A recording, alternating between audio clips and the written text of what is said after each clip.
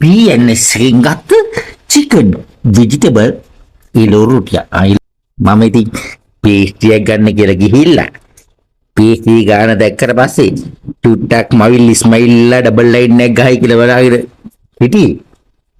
හැබැයි ඉතින් මේ එළවලු රොටිය ගත්තට පස්සේ මගේ ඇඟේ මවිල් කෙලින් වෙලා ඩබල් ලයින් එකකුත් ගහලා තමයි නැවතුනේ. රුපියල් 200යි. පොඩි ගාණක් උනේ. කෙලින් වෙලා ඩබල් ලයින් එක ගැහුවට මොකද? අන්තිමට ඉස්මයිල් වෙලාම තමයි නැවතුනේ. යකෝ අඩි අප්පා චිකන් කැලි ගොඩායි. 200කට පාඩුත් නෑ වගේ.